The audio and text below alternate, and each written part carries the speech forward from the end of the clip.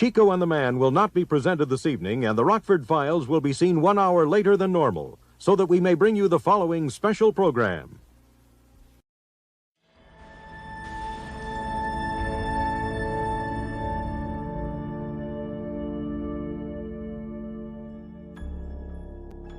As part of a small line of pieces we're doing that are kind of pin-up-y type shots where they're a little bit rougher and simpler with just a portrait of a figure, no background, I want to do something to complement the piece I did earlier with Wonder Woman. And Starfire is another favorite of mine from DC, and in particular the way she was designed by George Perez, the way she appeared for, I want to say, the first 20 years of her existence before she was changed by a cartoon version that kind of took away a lot of the alluring qualities to her that were in her initial DNA. So there's a very distinctive face, hairstyle, and vibe from her when she was first created in 1980, and I wanted to connect with that.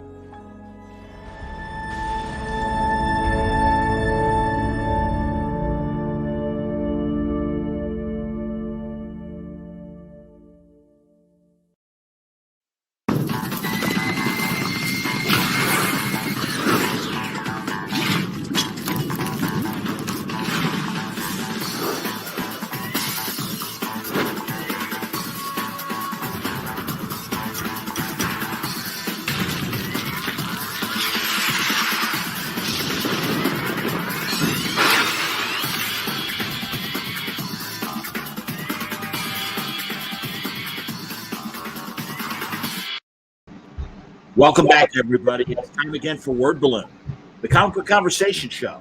John Suntress here. Oh, he's obviously coming to us from some sort of stand-up comedy club because you can see a brick wall behind him. It's Paul Jenkins, everybody. Welcome back, Paul. Hey, man. How you doing? I'm all right. Is it the evening at the Improv tonight? Is that the plan? I think so. I either have a choice of like appearing vulnerable by putting myself up on only a green screen projection. At that point, anybody could green screen anything they wanted to behind me, or I can actually appear on camera. So I figured, we'll go with this and see what it does. Now I'm glad we touched base. We haven't talked in about a year, literally. Yeah. And, but it's great to see you. And Stephen, welcome. Thank you very much. Say hello to Paul while you're here. And I'm curious. I know you got a couple new projects that you're working on right now. Do you want to start with the documentary that you're working on? Yeah, we can start with that. It's been a very frustrating and challenging year for everybody, right? Obviously we've all been through this incredibly difficult moment in the history of humanity, and it's incredibly challenging, right? Like, everybody's been through COVID. Nobody knew what the world would be like when we came out of COVID. We're finding out what that is. Obviously there's the challenges of the sort of the political background in the United States of America that's really drawn people apart. There's all kinds of things that have really attacked everybody. And so I think everybody's a little bit frustrated and tired. And in the middle of this, my family and I have found ourselves in the middle of just a fantastically interesting and also tragic situation. And so the best way to really do anything about it for a creative person is I'm going to make a documentary about it. So I can tell you a little bit about it. A couple of years ago, I chaired an advisory committee for the governor of Georgia on digital and interactive and filmmaking. And when I was working on that, I would often meet people that came into town because, I was evangelizing for Georgia. Georgia's the #1 filmmaking state, and, we've got a lot of stuff going on here. And so I would often meet people, and I knew a lot of people from town. And so at a certain point, I was asked to meet a guy who had just come into town with a Star Trek fan film. And so I went up to meet him, and this thing, the fan film was called Axanar. And we went out of town, went up to meet the guy, and he basically said, I would really love it, given your background, if you would help me, rewrite the script. And I talked with him about potentially directing for him, but he had another director potentially attached, but then that guy didn't work out with him. So he asked me to come in and direct, and then I brought my production company through. Now, we didn't know much because we tend to be very creator friendly. So we didn't really know much about the history of this project. And obviously at a certain point, we did, because it doesn't take long before you look up stuff and you begin to realize, hang on a minute, and it turned out there's very problematic history with this project. And it's apparently, it's obviously, we know this now, it's a very notorious project. It was one that they have raised about 1.7, maybe almost $2 million to make a Star Trek fan film that was never delivered. And now we got involved in the production, but my family and I went through a couple of really difficult moments to begin with. Unfortunately, my wife has a nerve pain condition that's very profound. It's called trigeminal neuralgia, and it's really difficult. So early 2018, she went through brain surgery, and I had to be a caregiver for a while. And so we weren't really making that project. And then 2019 came around, and they kind of made noises that they're going to make this project. And I think we were wary. I think that there were issues that seemed to be, the money issues seemed to be ongoing maybe. And but we got together, and I got my production company in, and our producer Scott Conley, we had another producer in town, Chris Mills, come in, and we helped make this project. And that's when you began to realize, wait a minute, this thing is got problems. Now, the Axonal project is not that easy. It's not that hard to find, I should say, because I think people kind of tend to just go online and see this project. And now we had learned what was at issue. And I think our feeling was, why don't we deliver this film for the fans, help this project just get delivered, so the people that have donated $1.7 million of their money can actually have something. And maybe, I think in hindsight, we are probably wishing that we had never tried to help that, because we got to a point with this guy, Alec Peters, who ran the project, and he would not stop fighting with people online. There's this psychological component, John, right? That we see the psychology of this because we watch this happen in our world, whether we are directly affected by it because we like comics, or because we like video games, or because we like Star Wars or Star Trek or Doctor Who. What we find is that there are these fan productions and these fan entities, and they are damaging almost everybody else's approach to this, that they're attacking other people and they're screaming. And we know the notorious ones, right? We know what they're called and we know what they do. And we've been trying to sit there slightly helplessly wondering, what's happening here? What's happening in our society, right? Why is it that someone takes Doctor Who and then uses Doctor Who to just attack people? And what is that mentality that really, that is attached to fan filmdom and fandom, where what you're really looking at is toxic fandom, and you're looking at people getting hurt and doxxed and screamed at.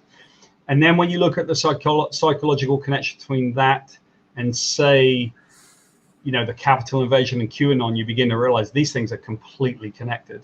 So that's the documentary that we're making. So when you say let's use the Doctor Who example, I mean, because you say doxing and stuff, these are, and I want to understand this now. These are people that have campaigns to make, as you say, fan films, but beyond making a fan film and stuff, they are using their power base to attack others. Is that? I mean, I don't understand.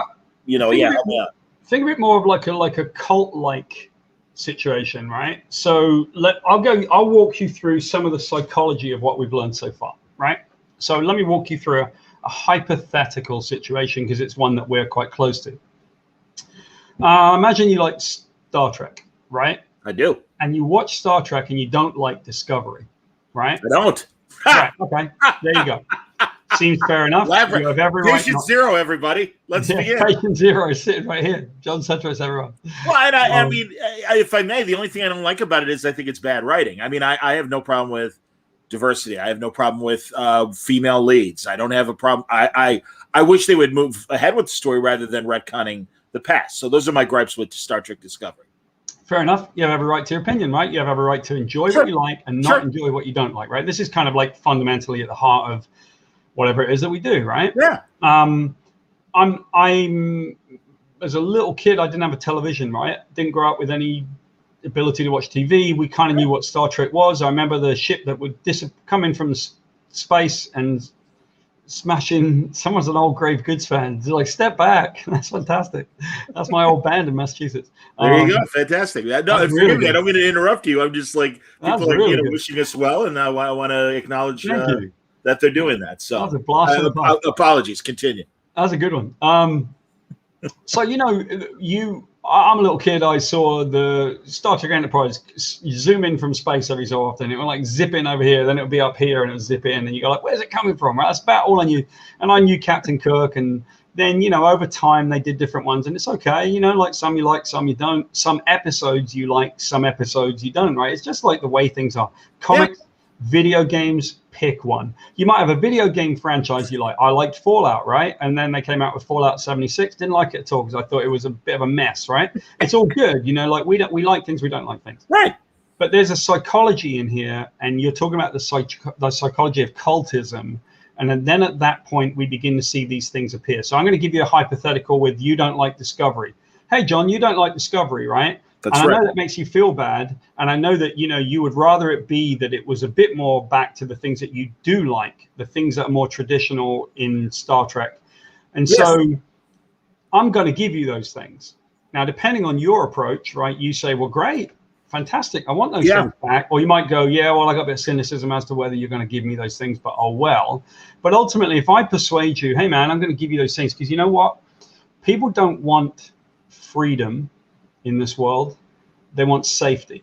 People want to feel secure, and there's a big psychological reason why, and it goes back to, I kid you not, the fight or flight mechanism that we had as an ingrained part of our psychology that we cannot escape from.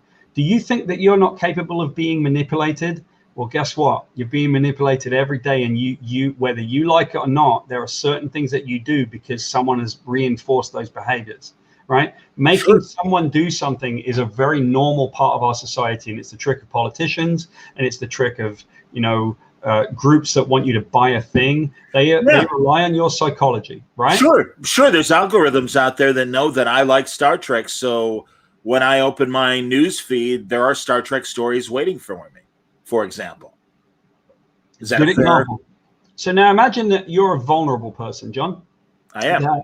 That you feel sad because things have not gone your way, and maybe a tough 15 months. Absolutely, we're all vulnerable right now. And maybe you have a physical ailment, and maybe there's something that you're not so sure that you're socializing with people very well. So there's a lot of vulnerable people who live within the space where they're fans of something. Agreed. Now they get comfort. They get comfort in that fandom and that belief. So sure. Now, where's this thing where we don't like change? Where does it come from? Well, we're going to go back to, a time in history where we are a bunch of monkeys and we're standing at the edge of a savanna, and it may sound like hyperbole, and it may sound like too much. No, this is fundamentally a part of who we are. I'm with you. So you're standing there and you're looking at the savanna, and there's some berries in the middle of the field, and you're like, well, I got to go get those things. But if I go out and get them, I'm going to get whacked by a lion, maybe. Right? What do? Right. Do I go and get them? Do I not go and get them? And what happens is that we develop over time as a species, we develop the ability to understand, well, there's a smell on the wind, and there's a feeling in the air, and the birds are not chirping, and there's a lion around, right? But, over time, it's like, well, actually, you know what? The birds are chirping and things are okay. And I've got it. I've got it in my intuition. I'm going to go out. I'll kind of run out. We'll take a quick look around. It looks okay. I'll grab the berries. I'll run back. So I'm hungry and I need the berries. So our fight or flight mechanism is purely ingrained in us as people. Now you realize that when things change, when something feels different, we don't like it. And that dislike is fundamentally part of the fear that we feel when things get different. So when you don't like the bulbous nosed Klingons in Discovery or whatever it is that you don't like, right? You're like, I want the comfort. I seek comfort, right? I want Captain Kirk maybe, or I want this. I want whichever one I like. And you go, give me that. Yep. Now take these fan groups, right? They say, hey, are you feeling down? Are you feeling scared of this? Are you feeling worried about what it is? I'm the keeper of the flame. I'm the one that gives you the real Star Trek. I'm the one that gives you the thing that makes you feel comfortable. Hang with me. You hang with them for a little bit, you're ingrained in that feeling. They're talking about the stuff, and then after a while you begin to see, like, hang on a minute, if I get out of this, they will berate me and they'll attack me and they'll tell me I'm not a true Star Trek fan, and I'll become one of the people. So it's like, I got to stick with this for a little while, and so people stick with it. Now look at what's happening. Now you've got a bunch of people that are basically getting attacked because what? They're not fundamentally a part of the needed thing that these narcissists and these controllers need. They're moving away from it. And so now you have cult-like conditions. It's the same series of techniques that are used. You alienate people, you scare people. You basically say to them, I'm the real Star Trek and anything else is not. And if you don't agree with me, I'll attack you, and we'll all attack you. And you're going to be on the outs. Well, you just want to belong. You just want to, okay, you know what? I'm just going to give in. And after a while, that constant berating hits you in the face where you can't get out. It's almost like a physical thing. That's why people can't get out of cults. It's why you can't tell anyone they've gone crazy, because their answer is, you've gone crazy. You know, don't tell me I'm crazy, you're crazy. And they don't even believe they're in a cult. They just believe they're in a fan group or wherever it may be. Now, we saw this with this production. I mean, we've seen the behavior, we've seen the attacks, we've seen the antagonism, but what we really saw was the techniques. We saw the techniques being applied constantly. We came in on this particular production because I chaired this advisory committee for the governor of Georgia, and we were meeting these filmmakers. As you know, I was meeting them to say welcome to Atlanta, and the guy asked me, would you be willing to write the film? So we did. And once we saw the behavior, we realized, hang on a minute, this is as fundamentally opposite to the way that I've conducted myself for 30 years of my career as anything there is. And so we called them out, and they fired us and said, how dare you, you're fired and you didn't do any work. And we went, this is nuts. When you called them out, how did, to them, to the public?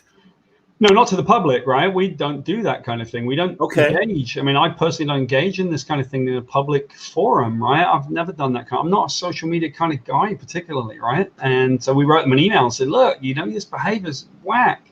You can't attack people for not liking your film or yell online, or you're supposed to just be making a fan film, man. Right? So beyond just engaging their group about their film, they're attacking people that don't, anyone that so now you have to look at a fundamental problem they have. They raised $1.7 million to make a film. They never delivered anything. Right. I mean, there hasn't been, the Prelude to Axanar was back in 6 years ago, 2015 maybe 2015. Yeah, something like that. And again, forgive me for not having exact dates, but yeah, I understand. I contributed to the fund, and haven't seen, a new movie, and yet keep getting calls from the group to contribute more. And right. That's I mean, again, I'm like, well, Now, at a certain point, there's a thing that I think that we can all say, right? So let's take a look at self-evident truths, and let's take a look at this concept that we all kind of know is true, right? If it looks like a duck and it quacks and it waddles, John, it's probably a duck, isn't it? Yeah.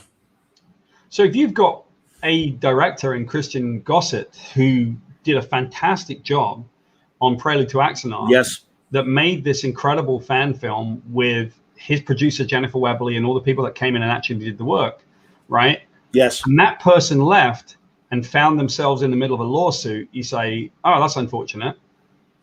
And then you get a second director, Robert Burnett, who gets involved in the project, leaves, and finds himself in the middle of a lawsuit. And then a third director, myself, who calls them out. We get fired from the production, and I'm now in the middle of a lawsuit. I think you pretty much know what's a duck, do you not? What is this? What is this thing here? What is this psychology of this? And what is this phenomenon right here? You got three directors, and now you have the lead kind of voice in the project, Alec Peters, who basically now says, Christian Gossett is a nobody. His career is going nowhere. He didn't do anything, and he didn't do any work when he worked on Axanar, and he didn't do anything in post-production, right? And you sit there and you go, Christian Gossett's currently directing 2 series of Netflix, right?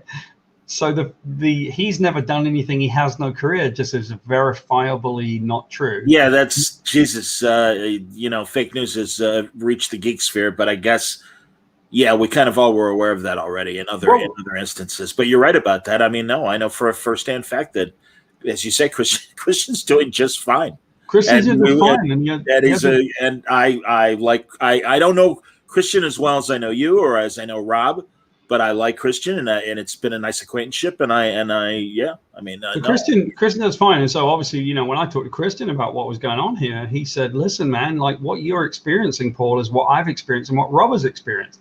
The constant discrediting, basically like the series of techniques, right?" And so now we begin to look at the psychology of it, John, and we look at that situation. We say, hang on a minute, what's going on here, right? These are a series of techniques that are being used to harm people, to basically get things that are needed. So we can take a look at any one of these techniques, and they can seem very familiar to us because we just spent close to 4 years in the United States wondering what was happening here in our society. When you have the political polarization, right? You've got people that would be very supportive of somebody like Donald Trump, people that were very actively against someone like Donald Trump. And you sit there and you watch the behaviors and you begin to realize like something's led to like the invasion of the Capitol here. Something is happening in our society where we're so unable to connect about things we disagree about, that we're now killing each other and we're fighting and we're doing the bidding of people that are telling us to do crazy things, right? What's happening here? And the saddest part is that the same techniques that lead to the invasion of the Capitol building and that lead to the Jonestown massacre and Heaven's Gate and cultism and all of these things that right-wing dictators do, the rise of right-wing groups, the rise of nationalism, those same techniques are being used in the fan communities. And you're talking about a group of people that are very vulnerable to having those techniques used upon them. And so you would say, how does it work? How does that work? Okay, so let me tell you in our experience what happened. We worked on this production, we could see the behavior, and we basically could see that there was a complete lack of work and personal ethic. You're talking about somebody calling out fans and screaming at them and basically saying, if you don't like my film, you're the worst human beings ever, and we hate you. And then hate. The word hate is bandied around like a piece of chewing gum, right? Hate becomes the theme of everything. And so, we can see this happening and we think to ourselves, well, why is that being said? What is this whole problem of the fight between a fan film and a group of people that basically would like their money back, please, or could you please deliver this film? And it was all about the cult of personality, and it was all about the same techniques that are used. So what happens when you have, say, something that's a verifiable lie? When someone says, I did not do this thing, and then you have them on film on YouTube doing this thing. And they say, it doesn't really matter because I didn't do it. And we say, how does that come about? How is that technique important to the narcissist or to the obfuscator or the person that files frivolous lawsuits all the time, the person that uses fandom to get what they want and sow the environment of hate? And when you look into the psychology of it, you realize it is the most predictable thing that you can imagine, John. That I can write down on a piece of paper what will happen next, and I can put it in an envelope and I can seal it. And then 2 days later, when it inevitably happens, I can unseal it live and I can say, this is what happened. And you knew it would happen. So is it unpredictable behavior? Is the whole obfuscation and the screaming and the carrying on and the constant need for attention and the need to be somebody real in the creative world, is that unpredictable? It is as predictable as the sun rising. And it's a tragedy. It's a tragedy because of it. So what do we as consumers do to avoid these pitfalls? It's not just consumers, right? Well, it's what are we doing? What are we going to do as people? Yeah. Okay? Well, yeah, you're right about that. Yeah. if you look at the philosophy of our world, and if you look at the psychology of people, when we are in these political times, when people scream at each other and say, "I will never agree with you. You're a child murderer. You cannibalize babies and serve pizzas out of New York, and you do this and you do that." It's like, look, man, we're prone to these verifiable lies because social media has amplified the disinformation to a point where we're almost powerless. And so my answer to your question, what do we do, is that we fight back, and we fight back together. Once this happened, I was sued personally by this person. We basically sent an email that says, you got to be kidding. And so the very first thing that this person did was send us an email and say, you need to sign this separation agreement. You're fired. And if you do not sign this separation agreement that says this, and this, then I'm suing you. And it's not going to look very good because I understand that you've got investors looking into your company, right? Now, with all due respect, when something looks like a duck and it quacks and it waddles, it's probably a duck. Right. And so when you threaten someone with a form of blackmail to get the thing that you want, right, you need to be sure that you're not trying to blackmail somebody. But that's literally where we stood, and we said, what the hell is happening here? We knew this was not a good person, but we wondered, how bad could it be? And it turns out it's really bad, right? So I made a determination. We had learned enough to know that there was a massive line of people who had been victimized, but this is what I was very concerned about. There's a line of people in future that are going to be victimized, and it will never stop. What do we then do? Well, if someone like me doesn't step forward and put an end to it, then how can we? And so I made a difficult decision. I was sued. And rather than sign a settlement agreement and allow this to continue, we countersued, and I took the mantle on myself. Now, you have to understand, on a personal level, that's revolting, right?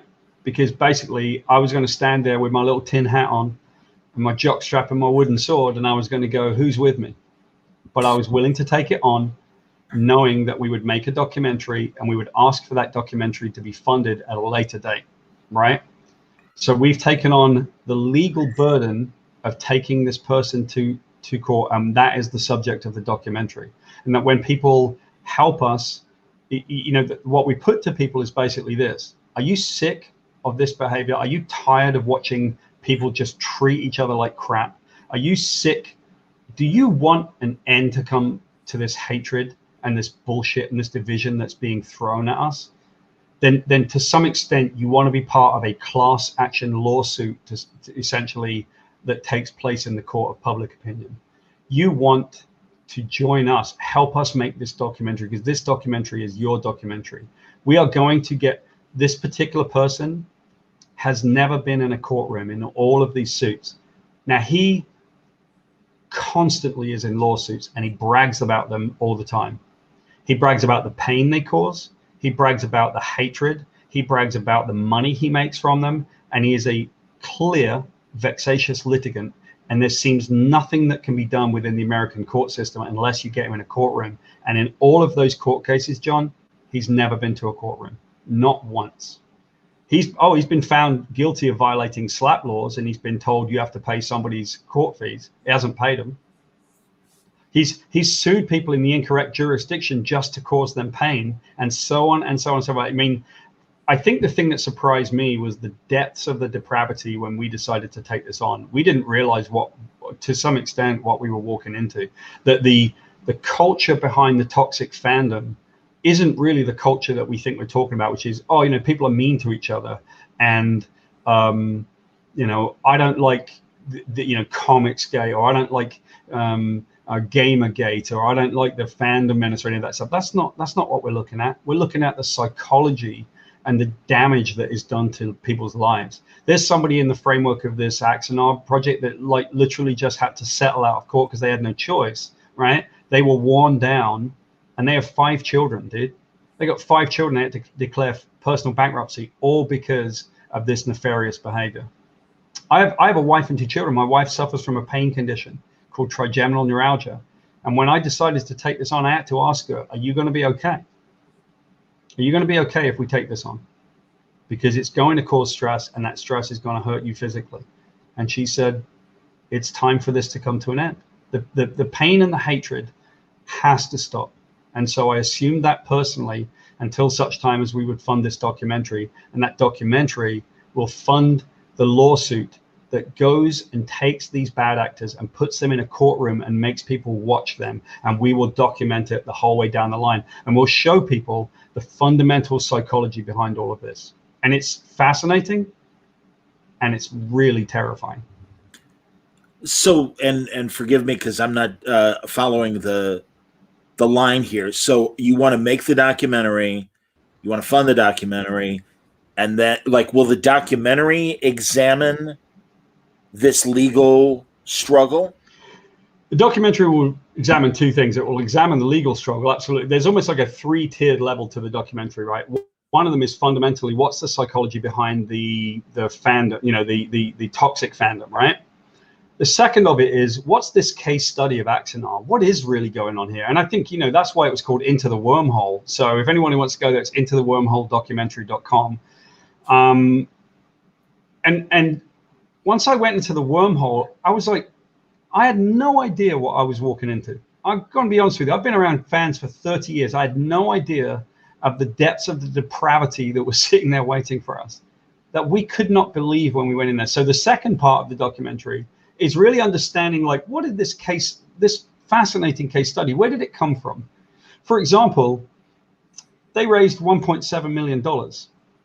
Now, what you want to know is, who did people hand $1.7 million to? Who was that who walked through the door? And then when you look at that person's past history in the prop industry, and all of the stuff that is suspect in there, from suspect shipping things to double shipping things to all kinds of problems, you know, costumes that were made potentially that were not screen used, and all the things that were sitting in there, right? When you look at all of these things and you realize that's who walked through the door to get $1.7 million in their pocket.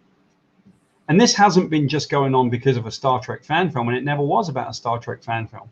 This has been going on for decades. And it's something that fundamentally is in our society. So the question that we ask ourselves is, where do these bad actors come from and how do they do it? And then the final part of it is really the personal side of it, which is, well, you know, if I'm going to take the burden of this lawsuit on, then I'm going to document it. And I'm going to show you what it actually means on a personal level, when even someone like myself, who's been a creator in this business for 30 years, has a certain accomplishment, you think that I feel, right, like taking on the burden of $150,000 debt for everybody? You think I'm taking up? But I did. And I did it because if I don't do that, then the next person will be hurt, and the next person. So what I did was I paraphrased the philosopher John Stuart Mill in our Ask video when we talked about this, that the only thing necessary for the advancement of evil is for good men to stand by and do nothing. And I wasn't prepared to do nothing. And neither should you be, John, and neither should anybody that wants this to end. Don't stand by and do nothing. Come and support this documentary and start fighting back against this hell. I'm making the banner here for the website. Is that right? Intothewormhole.com? Yes. No, intothewormholedocumentary.com. I'm sorry. Let's fix that. Let's do that one again. I apologize. Take care of that. Yeah, honestly, this is, I understand what you're saying in terms of something that needs to be addressed as far as using fans' taste against them or weaponizing it in a way, and that's insidious. And if that's what's going on, and I have heard instances of props being the sale of props not being handled in a proper way, to put it mildly. And yeah, I mean, again, Prelude to Axanar was, I'm saying this, Prelude to Axanar was a very impressive proof of concept film that Christian Gosselin made. Yeah, based on that, a lot of money was raised, and a lot of money. Yeah, and it's a question of, okay, where's the film? Where's And the film? you know, Yeah, and what happened, John, was once we got involved, we began to see, oh, wait a minute, we know, whoa, this is all over the place, you know, from the money and the questions about like, where's the money here? Like, are you going to show us this accounting? And, you know, fundamentally what we needed was you have agreement with CBS. You know, they were sued by CBS and shut down, and they came to a settlement agreement. And we asked, we need to see the settlement agreement, and we were told you cannot see it because of, you know, reasons of non-disclosure, and that didn't sit right. That didn't seem right because we're being exposed basically. Yeah, how do you? Well, I mean, if I may, and because I don't want to step in you, but I want to understand this, and it seems to me as outside of the equation, how can you make a Star Trek fan film moving forward from the CBS decision if you don't know the parameters of the decision? Yeah, no, CBS and Viacom, you know, they made a set of like fan, you know, rules basically to make these things, and it could be this. And so, you know, we put to Axanar's producer, you know, we basically said, look, you know, you need to show us this, you know, what are we working with here? And what was always intimated was, oh, well, we got a good deal and we got some stuff that we can do, right? Okay, but here's the problem. We got hold of a copy of the CBS settlement agreement. And it turned out that every single contention that was made was not true. That in fact, you know, for example, one of the things the CBS settlement agreement said is you are not allowed to use the Axanar logo. You're not allowed to use it anywhere. You're allowed to use it only on the 2 15-minute films you make, and then you are not permitted to use it anywhere. Now that agreement was signed on by Alec Peters. You are not allowed to do any merchandising. You're not allowed to pay people. You're not allowed to do, and basically on a daily basis, that settlement agreement was violated. On a daily basis. I've seen Axanar paraphernalia solicited. There is an Aries Studios store, right, that literally sells paraphernalia on a daily basis, which violates the settlement agreement daily. Now, my company and myself were put in the unfortunate position of, you know, paying crew and paying actors on behalf of Axanar because they violated that. Now we were doing the thing that we weren't supposed to do unknowingly. How could we have known, right? So you're talking about exposing professional people to literal legal jeopardy because of your behavior. And so it goes on. Now, the crazy thing is, John, that the small pieces of it that we touch upon are very minor compared to some of the stuff that's going on, right? I was asked recently, what is it about this situation that surprises you? Yeah. And the answer to that question is there's like 1.5 things that surprise me. 1/2 a thing that surprises me is the sheer level of cruelty that is aimed at people through these fan groups, you know, the constant doxing of people and cruelty and screaming and yelling and arguing and intimating of people's personalities and all of that. Like, whoa, dude, settle down. It's Doctor Who, man. You know, are you serious? Like, calm down. Now, I've been involved in this business for 32 years now, mate, almost 33, right? From the Teenage Mutant Ninja Turtles. I remember it back in the Ninja Turtles days, right? We would see crazy fans flipping out and we would go like, what is going on? Could you just slow down for a minute? It's okay. You know, but now I understand the psychology of it, right? So that's the thing that half surprised me was the sheer level of venom and cruelty. But, you know, as I've understood the psychology and as we've begun to research this documentary, we've begun to understand, right? We began to understand why. Why is it done this way? Why is there such cruelty? And it's all to do with the psychology of manipulation and the psychology of hatred and the psychology of like nationalism and cultism and all these things that we do. It's predictable, man. But I'll tell you the one thing that is the most surprising to me, and except that now I do understand it, right? I was really surprised by lies. And the reason I'm surprised by the level of like dishonesty is because I don't think any of us is conditioned, if we're quite reasonable, to want to call somebody a liar, right? I don't like it. Because ultimately, if you're calling somebody a liar, the natural response could be, well, I bet you're a liar too, right? Now, that is what these people fundamentally rely upon. They need a false equivalency. But there is no false equivalency to a drive-by shooting, John. Somebody gets shot in the head and the other person pulled the trigger. There are not two equal sides to an argument if it's not an argument, but in fact, it's just an event, right? So we were very frustrated, and we were very surprised by the level of dishonesty that immediately became part of this. We didn't understand it, and I didn't like it, because I felt that if I said, well, that's a lie, and that's a lie, and that's a lie, then the other person would say, well, you're a liar too. And I realized what that trick was. You're going to be pulled into a trap if you say that's a lie, because the other person will say, well, you're a liar, and now all of a sudden you're stuck in what looks like a 50-50 equivalent argument. But there is no equivalent argument, because on one side there's a verifiable lie, and on the other side there's not, right? And so that's the part that has really amazed me, is the level of dishonesty that surrounds a lot of these things that are done. You know, that I don't like the idea of calling somebody a liar. I think it's I think it always feels like hyperbole, and then our best instincts are like, it's almost like these people rely on our best instincts so that we don't call them liars. And if we do call them liars and we say you're lying, then look what happens, right? They say, well, you're lying, and now they get what they want. Now, all the way through this endeavor, you know, where my family and I have been, you know, like I said, I'm married. I got 2 little kids, right? I got other people in this that have been sued, and they've got 5 children, and they declared personal bankruptcy. And another person here, and people that are terrified of this guy because he's threatened to sue them already, right? A whole list of vexatious litigation, a whole list of hatred and pain that's caused to people. So we look at all of those elements of the psychology, and then there's one other element of psychology that I think is really fascinating, but it's tragic.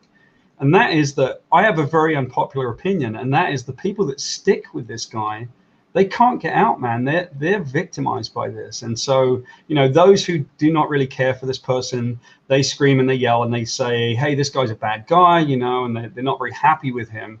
But the truth is, the people that follow Axanar and that have stayed with it, they're stuck, man. There's not possible for them to get away, because ultimately it relies on, you know, attacking the cognitive biases that are just attacking their own brain.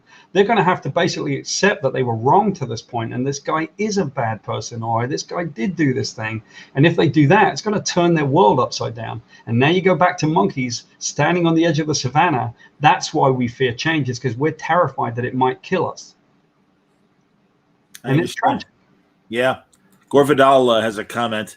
If you've never seen him comment before, of course, it is not the dead Gore Vidal for everyone watching. I'm pretty sure of that. Good evening. It's interesting how successful monetized YouTube channels are, how they are the ones that exploit programs like Star Wars, Doctor Who, comics, adapted films. Rage and resentment are at their core. Yes. And the thing that I would say in response to that comment is this, right? How does that work, and why?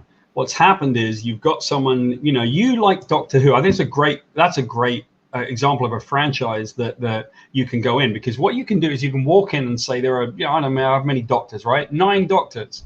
And you can walk in and go, I really like William Hartnell, right? That's my doctor. I didn't like Tom Baker, and someone could yell at you. So you can either disagree about it, or you can agree about it, which is sure. The real. But I believe the real doctor is Tom Baker. He's my one. Well, wherever you grew up and whenever you grew up, this one might be your doctor, from John Pertwee all the way through, right? Right. And so, funny story about Doctor Who, which I'll tell you another day. I was interviewed by Doctor Who one time for a job. Right. One of the doctors. That's fantastic. I was. In Britain. I believe you. I believe you. That's fantastic. I've had my Doctor Who encounters as well with Pertwee and Tom Baker, and Peter Davison for that matter. Now you look at these ones and you go, which one is mine, right? Right. And then someone says, well, the latest one isn't, and now all of a sudden there is like, well, she's a woman, so she's not mine, or whatever, right? And people are entitled to their disagreements, but what they're not entitled to do is to call your parentage into question, or say, I'm going to make you afraid of me, or I'm going to talk to your family. Right. I mean, you're a soccer guy. I was a baseball guy and everything. I mean, we've grown up disagreeing on teams and stuff like that, and it's fine for a barroom argument, but let's not raise fists and let's not bring our mothers into the conversation. Look, man, I got a Sox hat on because I've got it. It's one of my favorite hats. It was given to me by a really great friend of mine. And I love the Cubbies, man. I love the Red Sox. You know, I've always been that guy, right? It's sort of like I'm not a fan mentality guy, right? I hear you, man. I like good players, yeah. Sure. Except, let's be clear, man. I like Crystal Palace Football Club. They're my team. And so I've allowed myself one little fan interaction. That's my team. Sure. Those are the ones that I follow. And on any given Saturday, I can feel a little bit unreasonable because I want us to beat Manchester United and I don't like them this weekend. right? We all have our little piece of unreasonable stuff, but it's really the question is what you've got in fandom. You got a lot of very vulnerable people, people that really adhere to Star Trek and really adhere to Doctor Who. There's some vulnerable people in this, and when they're exploited and when they're attacked and when they're made to feel afraid, and when this whole attack on our biases comes upon us, and then the amygdala in the brain puts up like literally a defense that says, I can't deal with this. I got to go one way. So you go the way of the bad actor. You follow them. And those are the thoughts that led to the Capitol invasion. And those are the brain waves that lead us to QAnon. Yeah, or supporting, again, I guess I think media outlets that really are founded on hate. And mild hate and really active, the people that disagree with you drink baby's blood and you look at all of that right now. So now let's take a look at the fundamental, the psychological components of this, right? You can put Star Trek, and this is crazy. To some extent, you put Star Trek over here and Nazi Germany over here, and let me tell you where the connection lies, right? So I've always believed that Roddenberry, as a veteran, looked at what had happened in Europe and in the world in Japan and said, we're going to have to come out of this at some point, right? I knew what it meant to be at war and said, I need a black woman on the console. I need an Asian guy up front driving the ship, or the pilot, or the navigator, or whatever. I'm going to have this diverse group of people, and we're going to talk about Klingons, and they're going to be like Nazi Germany, and right. The Romulans are going to be like the Japanese, and we're going to just do this thing, right? Yep. But ultimately, you take a look at a fan group, and the fan group are treated a certain way, and we feel certain things about Star Trek. And so what is it that these fans do, these toxic fans? I'm the real Star Trek, they say. I'm the one that's keeper of the flame. And if you don't like bulbous-nosed Klingons, right, then I'm with you. And you can come with me, and I'll protect your feelings. I'll protect your fear, because I know you're afraid of that stuff, right? So you come with me. I'm the real Star Trek. I'll give you the thing that makes you feel comfortable, and it plays upon people's fear, right? And now you've got bad guys. Who are the bad guys? Well, it's CBS, because they're messing up your franchise and they're ruining your lives and they're giving you bulbous-nosed Klingons, and that doesn't conform to the way you feel. So I'm going to make sure that you feel comfortable. You can be comfortable with me. Now you're in, right? Now, once you're in, it's hard to get out, because you begin to get out and you really begin to see their behavior. You're like, man, if I get out, that guy's going to scream at me. He's going to yell at me. He's going to, and some people are just kept in there. They cannot escape. Where's the parallel to Nazi Germany? Well, let me see. You got a bunch of people that, after the Treaty of Versailles was signed, it wasn't very easy to live in Germany. It was really tough, and stuff was rationed, and they were punished essentially for losing the First World War. Yes. You're a German, you live in that environment, and someone turns around to you and says, you know what? You know who's at fault? It's the Jews. If it wasn't for the Jews, you'd be okay. But the reason you're rationed, and the reason is because the Jews did this to you, the Jews did this to you, right? And the psychology of creating a scapegoat and a thing that you're afraid of, creating a boogeyman that will frighten you, leads to the rise of nationalism. You can see the same thing when it says, like, don't let immigrants come into the country via a border wall, right?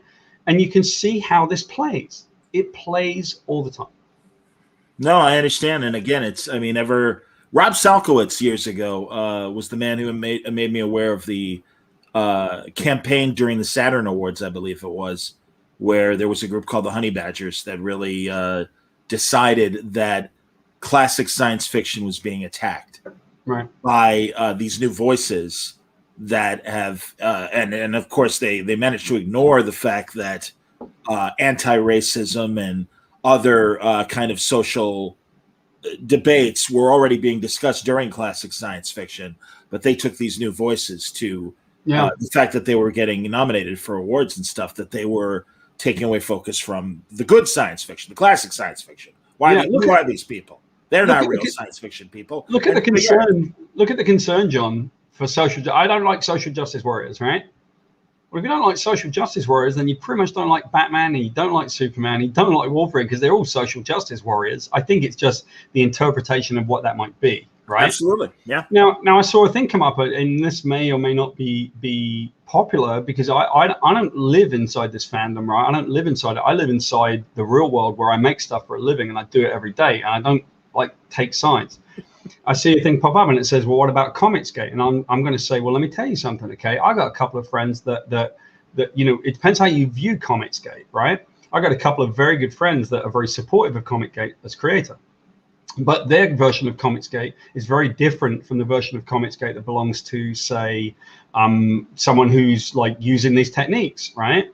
I spoke with one of my friends who's a well-known creator who sort of like is somewhat aligned with Comicsgate, and he said, look, you know, why I like this idea is really because I felt that like Marvel, for example, was pandering to us when they said, you know, hey, we want diversity, so I'm going to turn the Hulk into a young Asian guy and and Iron Man into a young black girl, right?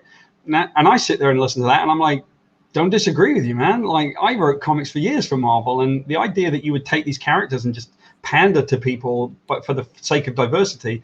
Now, John, you know as well as I do that I wrote the book Alters, but Alters and it had a transgender main character, and it was all about people who suffer from disadvantage in society, and they get an advantage in the form of a superpower, and now they're, you know, it's the person in between.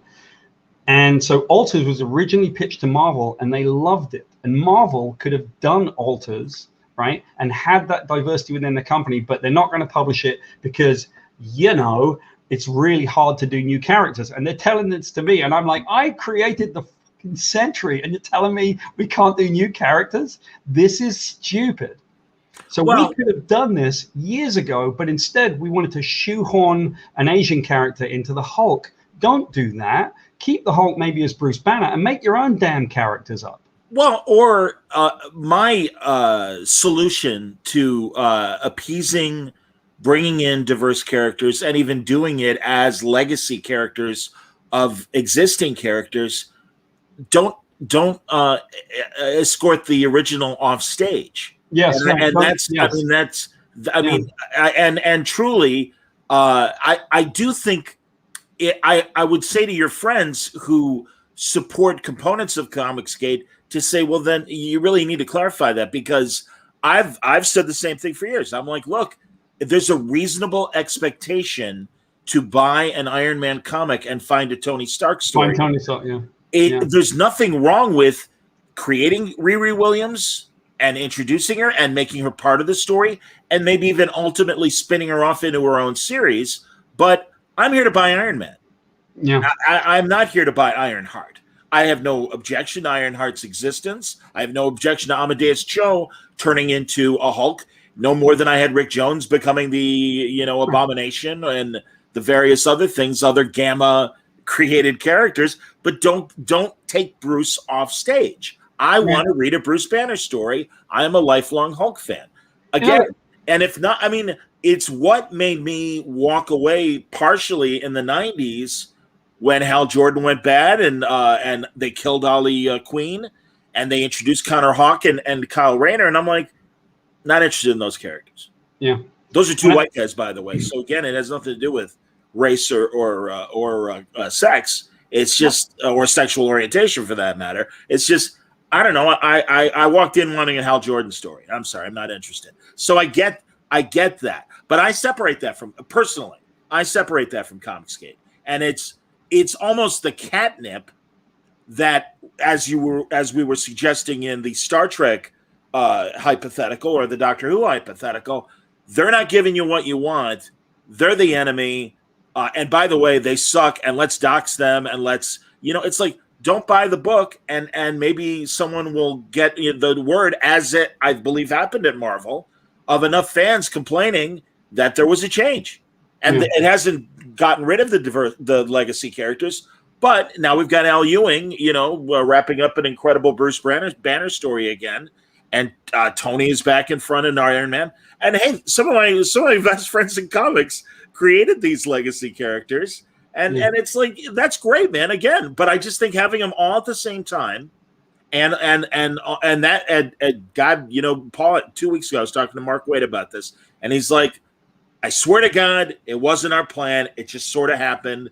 Everyone was like, hey, that's a great idea. Let's create more diverse characters. And again, it is easier to put them in the guise of an existing hero. I'm enjoying the new Batman because I'm not being denied Bruce Wayne stories in the process. It was, in a very different way, right after Infinite Crisis, where Batman, Superman, and Wonder Woman were all off the table. And poor Dwayne McDuffie just wants to tell a good Justice League story. And it's like, yeah, you can't use those guys. The other creators are using them. And it's like, well, can I use the Atom? No. Can I use Hawkman? No. And it's like, Jesus Christ, man. I mean, honestly, that annoys me, but that's a different tangent. It's a similar tangent, man. Well, and here, Mike Cooper follows up and says, I'm sorry, but the mental gymnastics necessary to qualify being associated with a group like Comicsgate is simply beyond me. Why would any professional want to support in any way of all that toxicity? Yeah, I don't think anybody wants to support that toxicity. I mean, what we're talking about, again, especially with this documentary, is what is this that's happened to us? What's happened to us, man?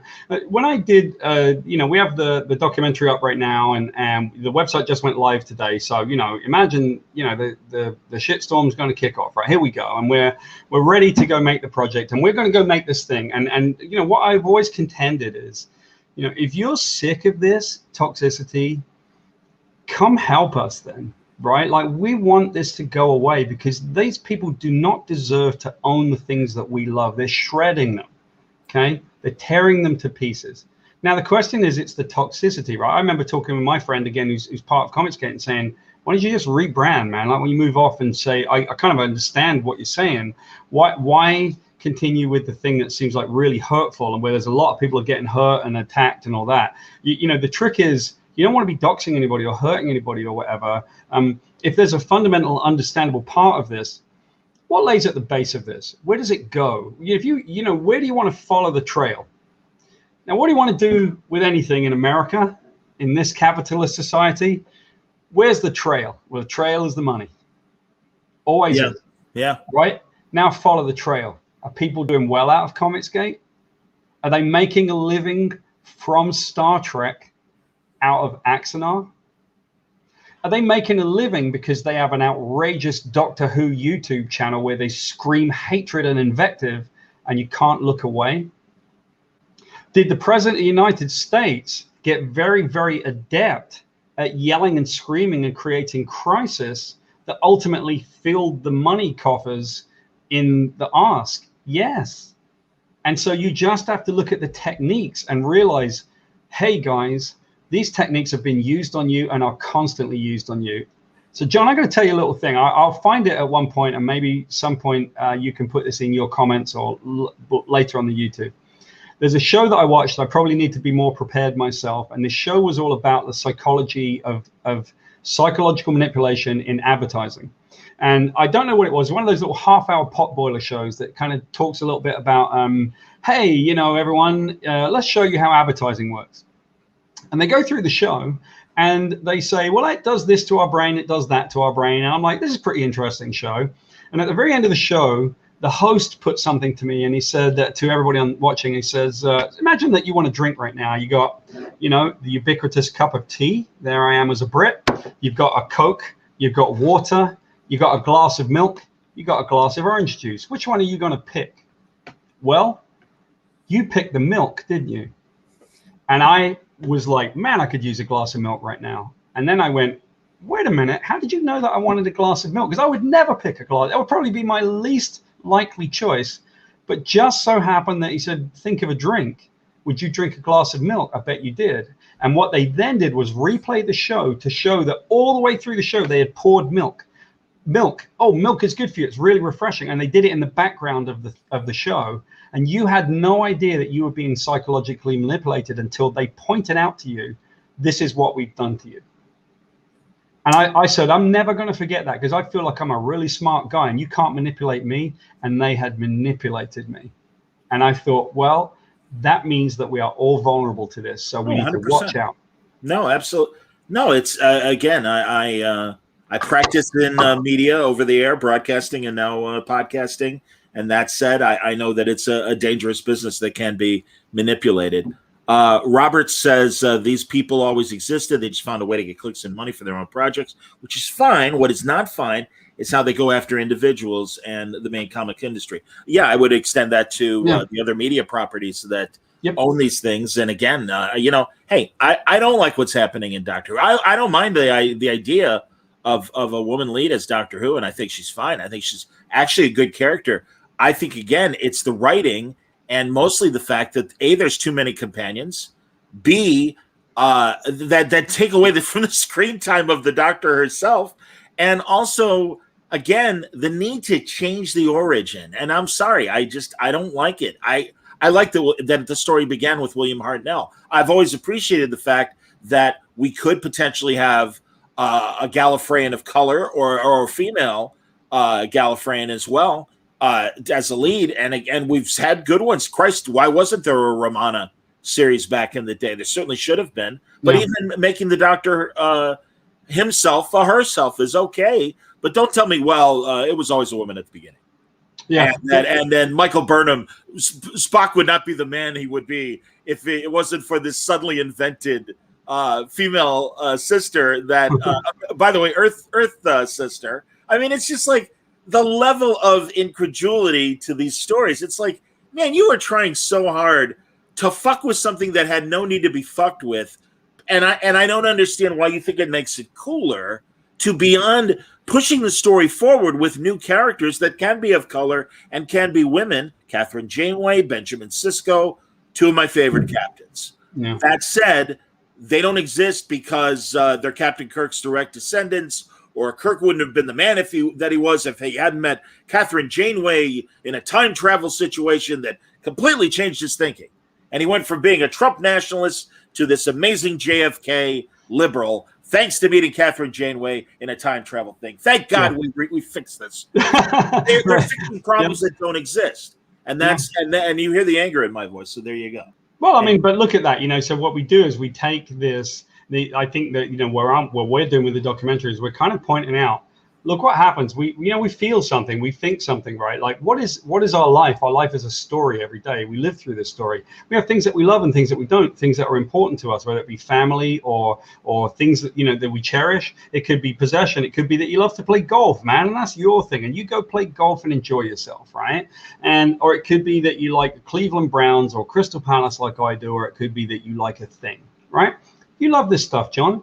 Sure. Right? And there are certain parts of it that make you frustrated. But here's the difference between you and some of the people that we're talking about. You're perfectly capable of understanding, I don't really like this, but it's okay because I like other things too. And this is part of a rational discourse that we have. And the concern that we have is when these bad actors walk in.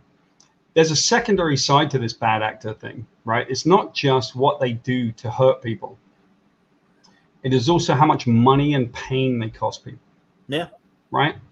The literal the dollar figure that's attached to this. The fact that you've got people who have 5 children who've had to file bankruptcy because of this hatred.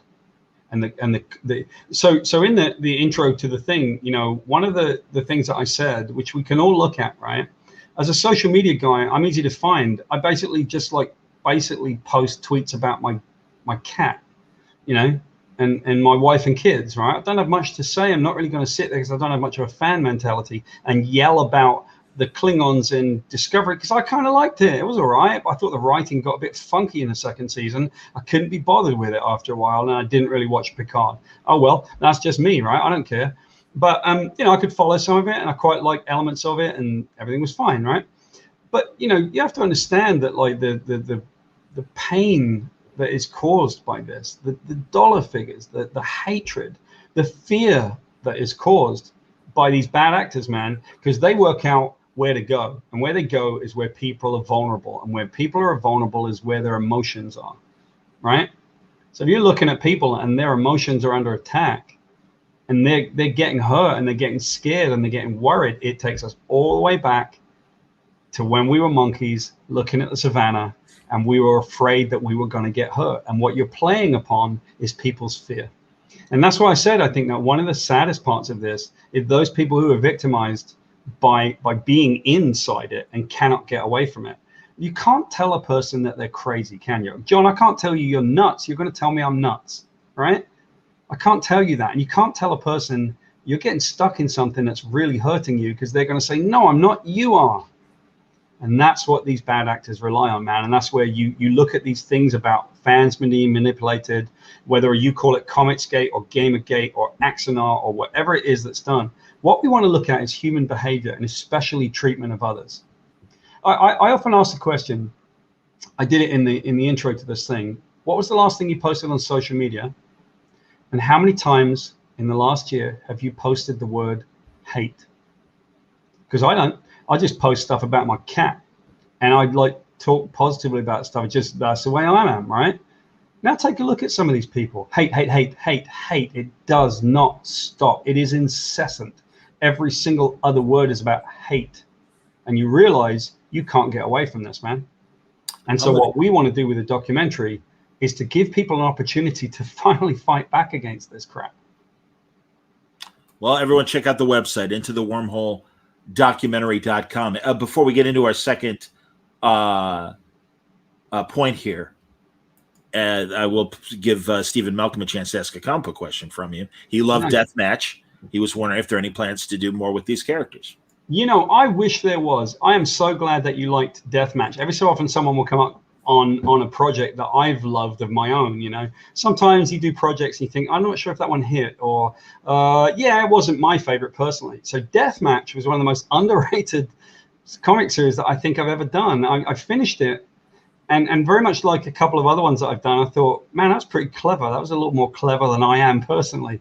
And Deathmatch had the weirdest and probably one of the worst titles, because it was just Deathmatch, and you were like, you know, it feels like the lowest common denominator. Deathmatch 2000, starring, you know, Wolverine 2099. It just seems like the lowest thing.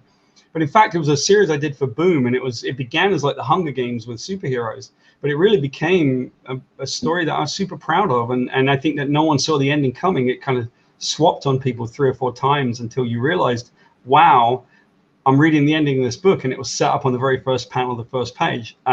So thank you for liking Deathmatch.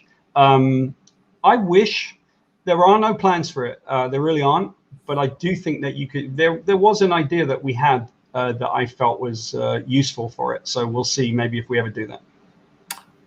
Here, it would have been great to get a prequel of The Rift or a Sable solo series.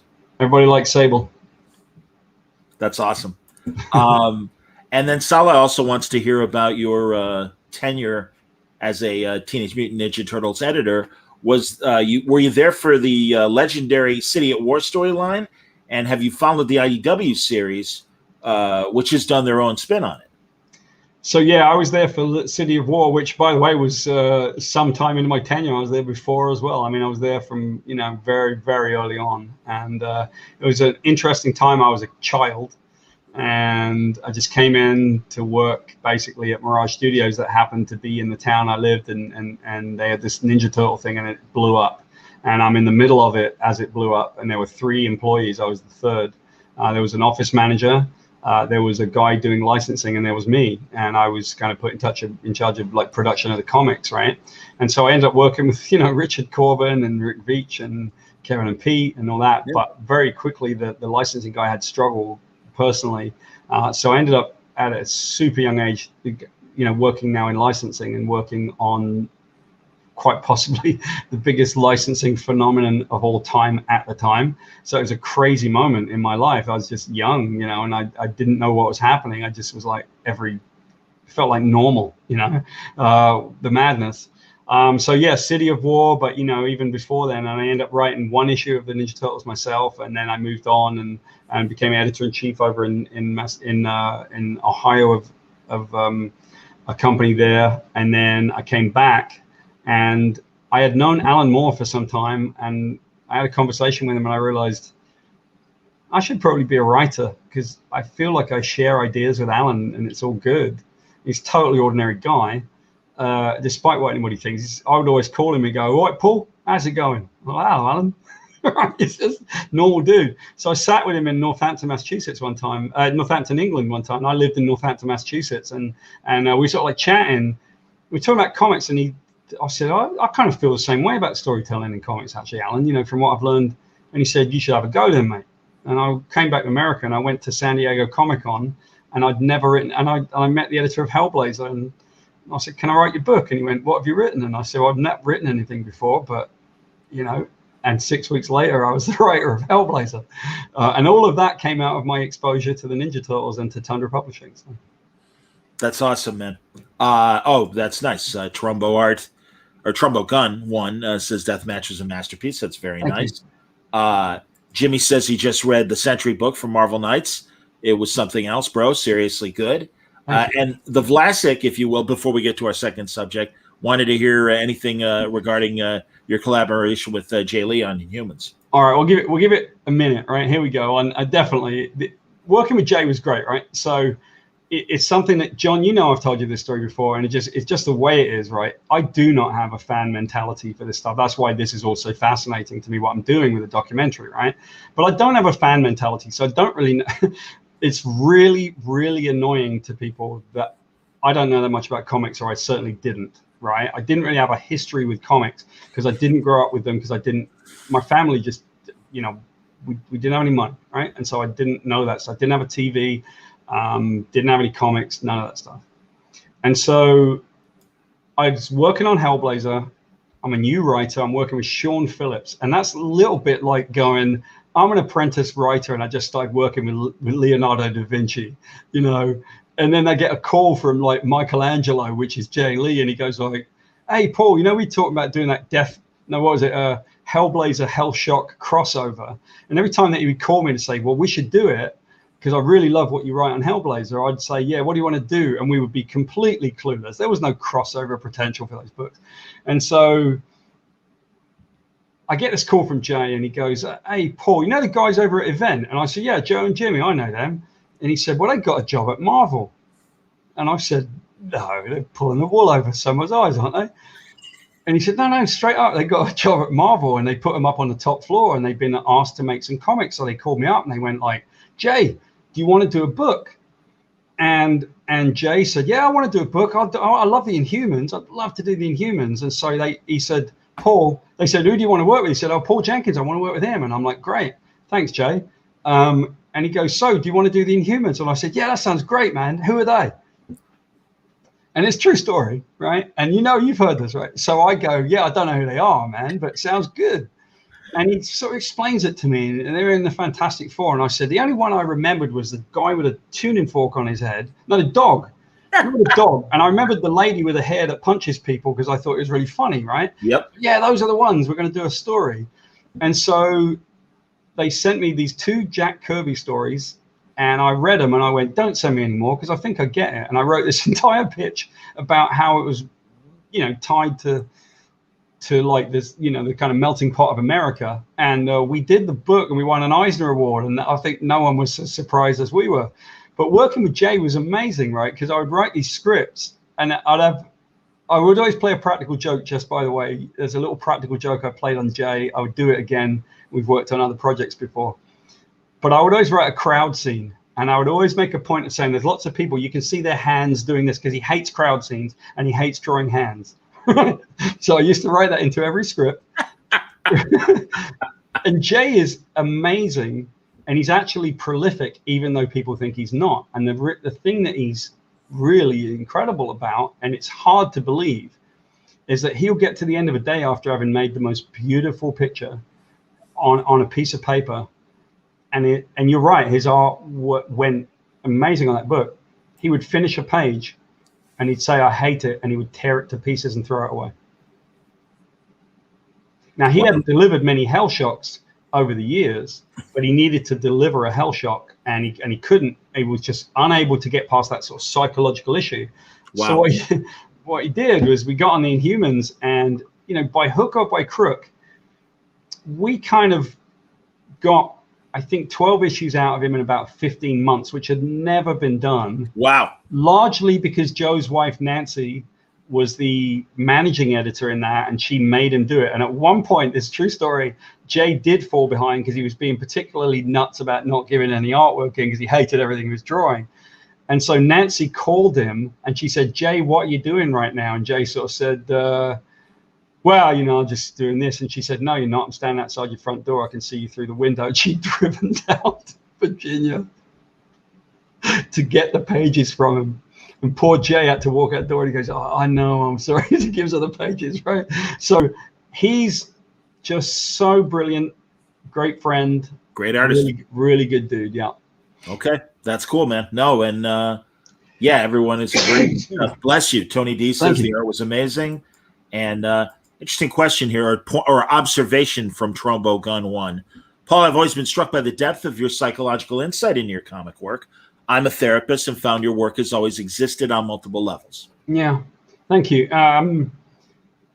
In many ways, right, you're seeing a natural extension of me, because I don't just work in comics. I do game design, I do film, I do the NFT stuff that we'll talk about in a minute, and I do lots of different things, right? And so I've never really been a comics guy, but I've been a student of psychology for my entire life. And it's what I brought into Spider-Man. It's what I brought into the Hulk. It's all of the things that we did. We wanted to get to the fundamental core of these characters. And so when we're getting to the fundamental core of characters, and we're not just getting to the fundamental core of us, we're looking at ourselves, we're looking at our behaviors. Now, as frustrated and tired as I am by having been sued and now have to make a documentary to try and see if we can kind of bring an end to this behavior, there's another part of it. I'm not an anger guy, right? I don't really do it. I don't do the screaming. I don't do the yelling. But there's a fundamentally fascinating part about the psychology of the manipulation of fans and why is this happening in our society. I'm very much a peacemaker to some extent. I wish that people would listen to, say, someone who voted for Donald Trump and try to understand why did they do that, or someone who is on the right side of it, listen to why somebody voted for Joe Biden and understand why. So we learned how to have differences and have discourse, which is the same thing we're talking about, John. You don't like Discovery, but you're perfectly reasonable at not liking it, right? So why are we allowing this to happen? And I love the psychology of it. Fundamentally, though, we get a character, and if you can say why that character exists, why that person is who they are. I believe that Spider-Man was the dad, perhaps, who woke up in the morning and he was late for work, and he got up and he had the flu, and it was raining, and he got in traffic, and he arrived late at work, and his boss yelled at him all day, and he had a really bad day, and he had the flu, and he got in traffic, and he got his way home, and he arrived home at 9 o'clock at night, and his spouse was upset with him, and the kids were already in bed, and dinner was in the dog, and he went to bed feeling really hangdog, and he got up the next day and he did it all over again. Spider-Man was a teacher. Spider-Man was someone with a sense of, and so once you define a person that way, you can then write them. And I think that's what was happening with me, and perhaps the psychological kind of aspect of people was, I just wanted to understand, like, why people, and I look at things. I'm going to point to your therapist person here. I'm going to point to the one issue I ever wrote of Spider-Man. While there are some very favorite issues of people that have of mine. There's one about baseball that people always talk about because it was one that made a lot of people cry. But there's one that I wrote late on that was about the psychology of poker. And it was Spider-Man and all of the heroes, and they go play a poker game every year. And one year, the Kingpin shows up and tries to get all their money from them. And in the end, it becomes a showdown between Spider-Man and the Kingpin, and they sit across the table, and the Kingpin berates him and says, "You're weak, and you're weak-minded, and you can never win, and you do not know how to do this," right? And Spider-Man sits there, and he's like joking, and he's a kid. And ultimately, Kingpin says, he says, "What have you got?" And Spider-Man says, "Well, I've got two pairs. I've got two twos." And Kingpin says, "I got full house. I knew it. You can't win." And he says, "I've got two other twos as well." And he's got four of a kind, and he wins. Sure. And that battle of wits between two human beings is so played out in a poker game, John, and you can see it. And I love it. And so that's the shit that I want to write about. It was such a Spider-Man story, the facing off of two people and the psychological attack of one and the fortitude of another, I'm with you, man. Absolutely. By the way, Isham acknowledges he loves the story where you made Peter Parker a Mets fan. Thank you. Everybody likes that story, man. Oh, yeah. Someone else also mentioned that was one of their favorites. And there you go. Also, Robert says something about poker and baseball and Marvel Comics I love every time it's used. Yeah, The Thing always had those fantastic poker games in 2-in-1 and his solo book and stuff. And I always love that. No, I'm with you, man. That's hilarious. We did a thing we did a thing that I actually thought was very, I don't know if it was clever, but I thought it was really sweet, was that we had Doctor Strange playing and he sucked. the Master of the Arcane, and he would play, and he didn't know the rules, and he would go like, yeah, well, I've got like one of a kind, right? That's good, isn't it? And they go, no, man, come on, man. And he was like really bad at poker because he had all this incredible knowledge, but how vulnerable would he be, and how kind of cute and how sweet of it was it that he didn't know how to play poker, for fuck's sake, you know? It's like Worf on Next Generation, absolutely. Yep. And it's so in his character that he sucks at poker, but he's a warrior, so he's never going to give up. He's going to keep trying to play it and everything. And God, that I just remember one time where Data's dealing. How many cards? 4. Everybody's like, really that bad? And you're going to be that obvious? And he's like, what? There's obviously something wrong with why I did that. Just in his face. And no, that's the magic of it. And by the way, not to pick on Discovery, you got a whole ship of characters, man. We know a little bit about 4 of them. And everyone's like, it's no different with Kirk and Spock and McCoy. And it's like, yes, that was the original. And since then, every iteration of Star Trek has expanded their cast, and we've learned about, at least 6 people, if not a little bit more. I don't know why Discovery is incapable of doing that, other than what they give us. And again, I say that, but that said, I am optimistic every week, and I'm like, well, maybe I'll like this one better. And I feel that way about the next season of Picard, as the new season teaser has already dropped. Well, we'll see what happens. But anyway, Paul, let's talk NFTs, because honestly, I've been trying to wrap my head around NFTs for at least the last 3 or 4 months. And every time I think I have it figured out, the floor drops on me and I'm confused again. Yeah. You're getting involved with NFTs. So give me your pitch on NFTs and I'll ask my questions. Yeah, we're not just getting involved in NFTs. We've been doing it for a while, and we were kind of like, we were there when it took off, but we were there before it took off. We knew what we were doing because I've worked across different media. And the one thing that you need to work out is what is an NFT and what can it do. Right. And I think this is where the confusion lies, because most people have the sort of lowest common denominator question of like, well, what is an NFT? Well, it's a place where you can do art, and it's not really real, but you can sell it for $67.5 million because that's what Beeple did. And everybody goes, this makes no sense. And you're right. That makes absolutely no sense whatsoever. So that's not what it is. Okay? Let's be clear. It is not a license to print money with crap. It is not a license to go draw a picture and then make loads of money because it doesn't have any value. It's almost like a question of value, like Bitcoin is a question of value, right? Is Bitcoin valuable is the question.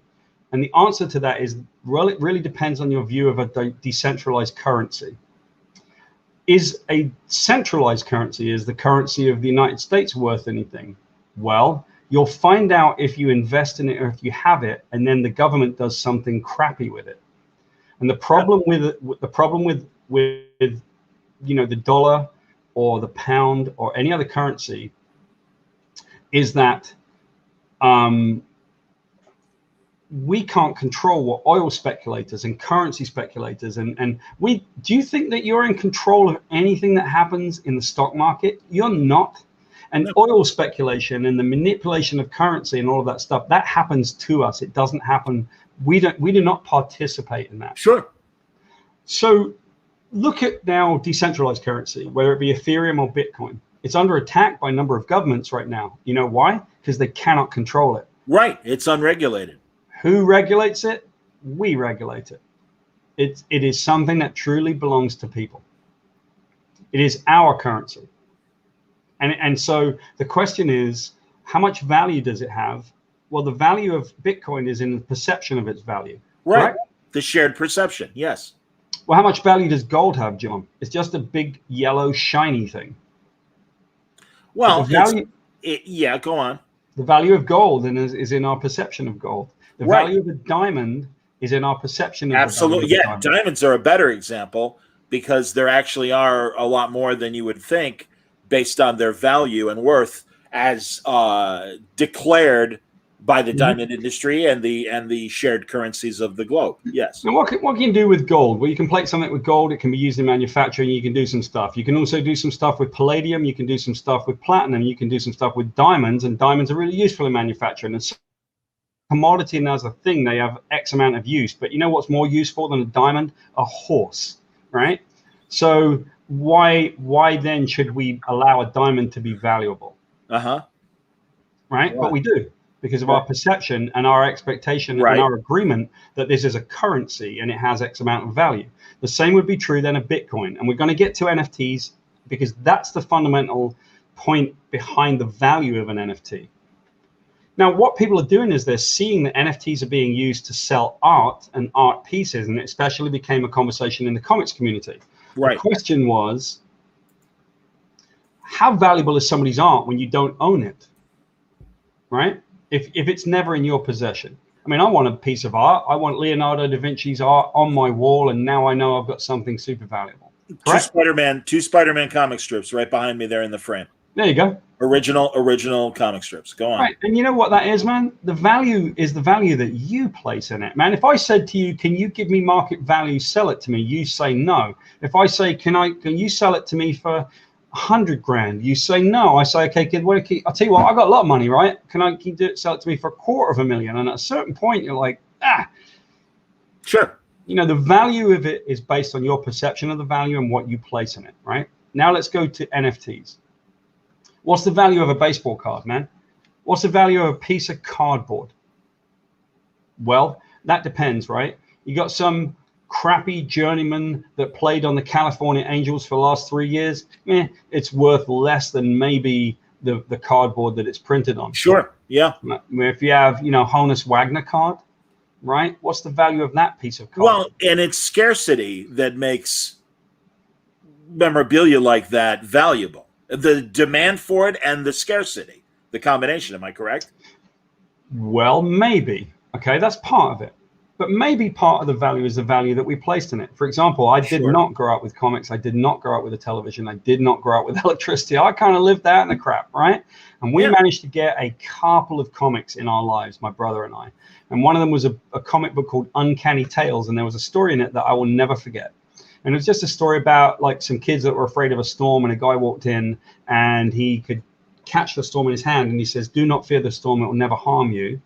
And I lived in a place with no electricity where my dad had left, and I was very fearful and I didn't know what to do. And there were giant electrical storms that come over my house. And I read that and it changed my life, and it changed my approach to the way that I was afraid of things. And if you gave me an opportunity to find that comic and to own it again, I would pay you a lot of money for that comic that other people would not pay you. Right. So now let's be clear, right? That the value that I place in that comic is way more value than you place in it. Right. Okay, now let's get to NFTs. NFTs aren't just art. Think of an NFT as a tiny little computer in your pocket. Because I can do a piece of art that can change. I can do a piece of art. We've got a project called Sidekick that we're doing, which is one of the books that Chris Marino and I did years ago. And we love these characters because they're all stupid as hell. And one of the characters, we're going to be doing an NFT where you see the original Sidekick, and 30 days after you own the Sidekick NFT, he grows a beard, because we can. In other words, you've got a thing that is a mutable asset. It can be programmed differently, and it's a digital asset. It's just anything that a digital asset can do, we can do. So an NFT isn't just tied to a piece of art.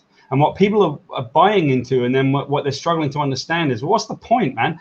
Beeple, right, was really popular and doing something every day. And to own a Beeple piece, man, you got to pay like $160,000 to own one of those things. And he just sold a non-fungible token for $65.7 million, right? That makes no sense. Yeah, you're right. It makes no sense, man. Neither does Amazing Fantasy number whatever selling for this amount. That doesn't make any sense either, but somebody wanted it, and that's how valuable it was.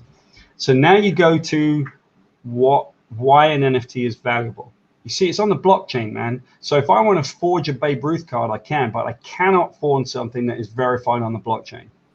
So if I want something that is 1 of 1 or 1 of 3 or 1 of 500, I know where I live if I buy it as an NFT. I know it's 1 of 5, 1 of 5. Yeah.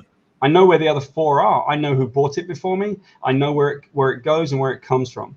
Why should artists be super excited about NFTs? Because you can write the smart contract that allows you to sell your NFT for, say, $150. And then when it becomes popular and someone sells it for $300,000 in a year's time, you can program in that you get 10% of the royalties. That's part of the smart contract. So NFTs are fundamentally changing the way that we're going to consume products, but it doesn't end there. There's a lot of complexity to it, but I'll go on the simple routes, right? What if I wanted to give you an experience, right? Let's talk about a sports example. I want to give you an NFT that essentially amounts as a ticket to the Mets. If you go to the Mets with this NFT ticket, in year 1, you're going to be in this section. And if they make the playoffs, then year 2, you're going to be in this section, and it's much better. And if they make the playoffs, you're going to be here. And if they win the World Series that year, you're going to be behind home plate. We can program that into an NFT and work with the marketing department of a sports team to do those kind of things. Do you want to own that ticket? Because it's a little bit more valuable than owning just a ticket, correct? And it costs you the same amount of money, but you're betting on the success of your team. Okay. It may well be that comes with an authentic piece of something that is signed by your favorite player digitally. And at that point, not only do you own the artwork and it becomes something special to you and you get to keep it forever, but you also get to basically own a piece of your team. Now that's just one example of the 500 million things that are potentially capable of being done with NFTs. And I suspect that in 5 or 10 years time, you're going to own, your car insurance will be on an NFT that's the Homermobile, and you're going to own it, and it's really cool, and it's going to give you an update every so often. You're gonna own a car NFT because you bought a new Hyundai Genesis, and you like that Genesis, and it's got the NFT is really cool. It's got a beautiful image of it, and you were lucky enough to get the 1 of 5 one that just came out of a blister pack, and you were like, my God, I got the 1 of 5. So that's cool. And then a month into owning it, it says, hey man, we got a recall.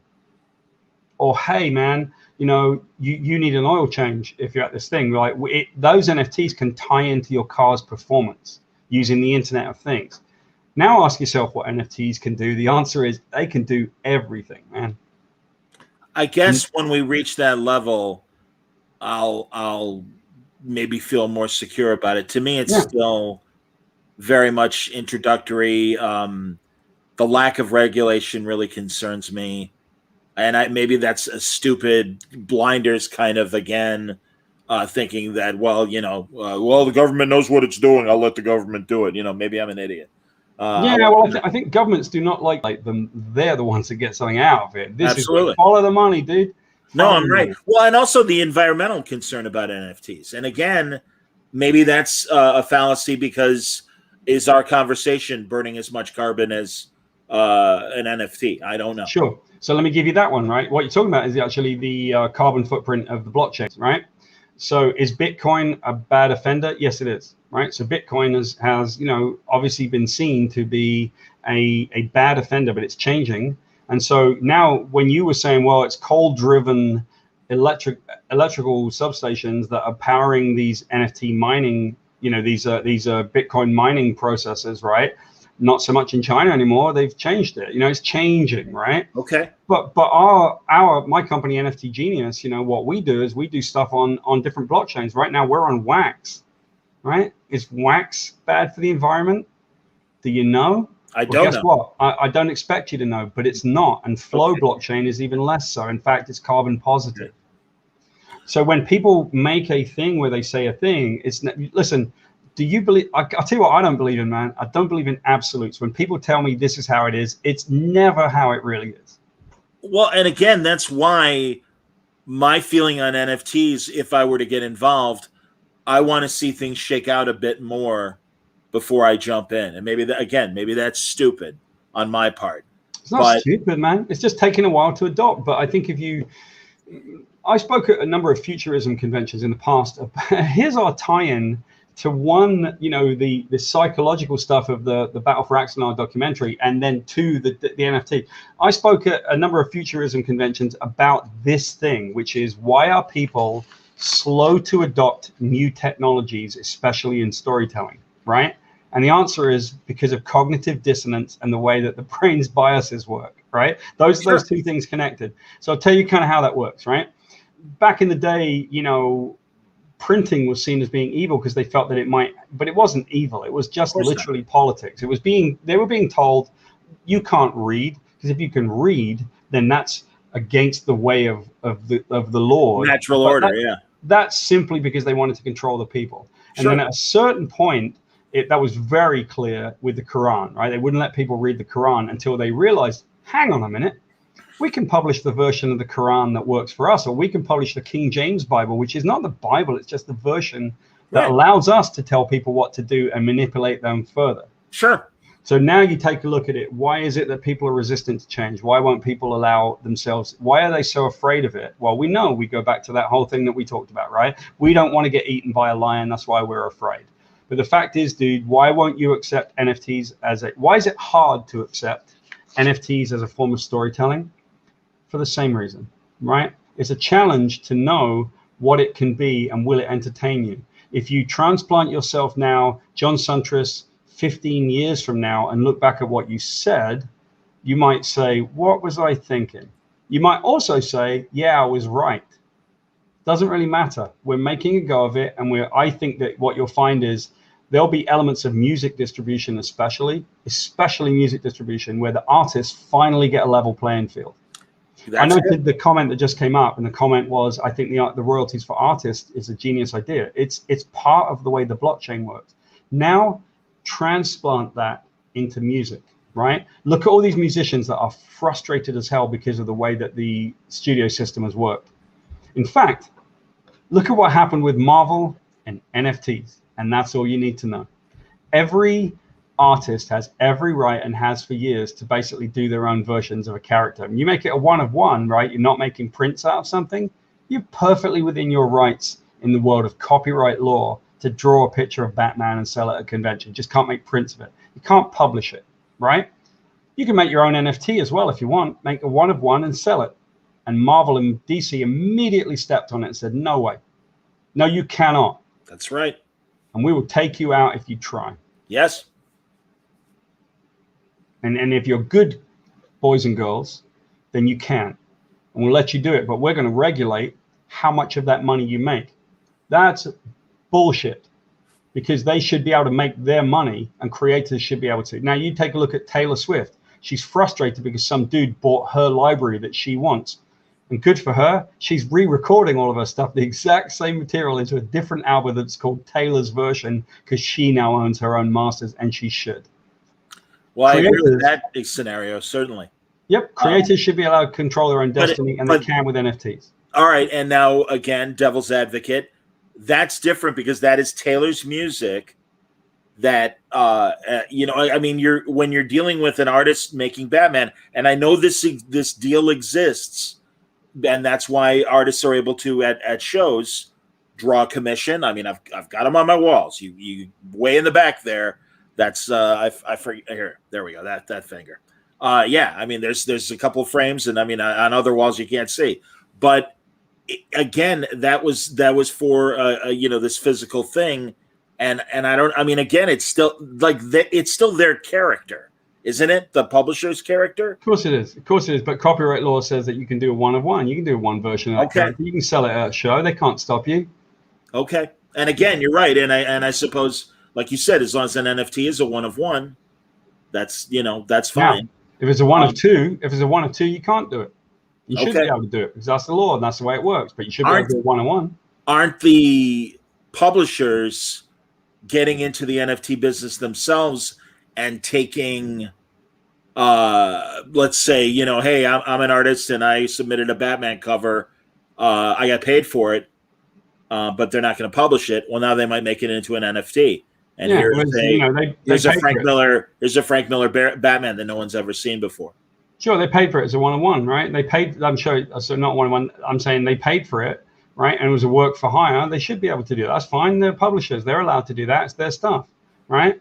What they're not allowed to do is to basically do what the publishers and the people have done in the entertainment industry for many, many years do, which is take creators like myself and other people and basically subjugate them and say, these are the rules and this is the stuff that you can have. Here's the piece of cheese that you can have and we get the rest of it. Too bad for you. And that's how it works. And I don't think it should. And so why the beauty of centralized content? NFTs aren't just going to be art, man. They're going to be stories. They're going to be films. They're going to be music. They're going to be all of those things, and they already are becoming so. All right. Yeah. Well, here, so there's some good questions to address here. Robert says, is that good or bad in terms of protecting an IP? And he says, isn't Superman up for debate? Not much longer when Superman himself will be open source. I would say, Roberts, for the specific Superman example, let's see what happens when we reach the 90-year copyright public domain question specifically for Mickey Mouse and Superman. My suspicion is that DC and Disney are working, or whatever, the AT&T and Disney are through lobbying are working to kick that down the road as much as they can, just as they did with the Sonny Bono law that extended it to 90 years after it was always 75 years. Right. So I would say that's not a thing. But yeah, feel free, Paul, comment. Well, listen, man, the J.M. Barrie family did the same thing, right? So Peter Pan was, it's public domain. They tied it into the Great Ormond Street Hospital, and they basically made it so that, hey, man, you can't take all the stuff that we're giving half of our money to the crippled children, so don't do any bullshit. Right. Okay? No. What they did was they basically, so that's the same thing with Disney and the same thing. They just want it to not be the way that it actually is, right? They don't want reality. They don't want the truth. They don't want what is fair and what has always been fair. They want Mickey Mouse to continue to be owned by Disney, even though it cannot be. So what they will do is probably attack everybody that tries. Yeah. Yeah. And then old school Shinobi has a couple points here. He's like, hey, let's trash the environment as a way to make sure artists get their fair share instead of forcing the major companies to reconcile their wretched business practices. He says this NFT blockchain garbage is absurd. Late-stage capitalism is reducing all of us to buffoons willing to do anything for a buck. Yeah, I mean, Paul Jenkins, your thoughts? I don't particularly get into huge disagreements, as you know. I'm not really very emotional about this kind of thing. I'm more like, I don't really agree, because I do agree that trashing the environment is a terrible thing, and I think that the whole thing of like having Bitcoin and its blockchain mined in a certain way that really damages the environment is a thing. Let's say to your viewer, a couple of things to bear in mind, right? How damaging is it to the environment? Do you know? Or is that something that you were told, right? So know that, right? Let's make sure we agree that we know what we're talking about. Is Bitcoin damaging to the environment? Yeah, it's not been that great, right? So, let's hold it to account and make sure that Bitcoin doesn't. Is an NFT damaging to the environment? Well, an NFT on Flow Network? No, it's carbon positive. What's next? I mean, okay, you've now said that it's damaging because that's what you believe. Or what if I said, no, we can demonstrate that it's not. In fact, the Flow Network and Wax, for example, those are both not damaging to the environment for this reason or that, right? Yeah. Well, then at that point, is it damaging to the environment because your computer is using electricity and you're viewing it on your computer? Well, sure, but aren't you like writing into a podcast on on YouTube on a thing? You're damaging the environment if you're using your computer. Let's not let hysteria be the norm, right? Because hysteria is what the bad actors and the people that are doing the wrong thing by us rely upon, because they don't want truth, they want perception, right? So I agree, the damage done to the environment is terrible. So we need to kind of account for it and work out whether Ethereum 2.0 or Bitcoin 2.0 or the next like splitting the blockchain or any of those kind of things, will they be better? They should be, and they need to be. Will Flow take off? We hope so, because it's much better. Now, the second part of that comment was all to do with, the sort of late stage capitalism side of this, which is the NFT blockchain garbage is absurd. Late stage capitalism is reducing us to buffoons willing to do anything for a buck. Well, I think I've explained a few things about NFTs that aren't necessarily just as simple as the thing that you're seeing, right? I think the thing that you're seeing, if you see NFTs being sold for stupid money for no apparent reason and they're not physical goods, I'm like, I'm in your court, man, and I'm in the NFT business, right? I get it, right? But, okay, what's your opinion on, say, trading cards, right? So let's go to two types of trading cards, right, and see how valuable they are. I've got one kind of card, it's a baseball card, and it's got pictures of famous players on it, and one of them is Mike Trout, and he's a really good player, and I got his rookie card, and now I've got lots of money, and it's been great. But I went through a bunch of other packs, and so what was the manufacturing on those packs? Where did the plastic go? Is it going to end up at the bottom of the ocean? Keep going and keep going. And you can find sort of flaws and difficulties with a lot of things, right? Now, I'm not being defensive about NFTs. I'm literally saying, hey, we need to look at these things. Where's the value, right? Now, if you could have a Mike Trout limited edition verified on the blockchain trading card that gives Mike Trout's lifetime stats, but that every time Mike Trout hit a home run from now until the end of his career, the NFT would basically keep that and show it to you if you wanted to watch it. And it would update his stats in real time so you could play fantasy baseball in real time, et cetera, et cetera, et cetera.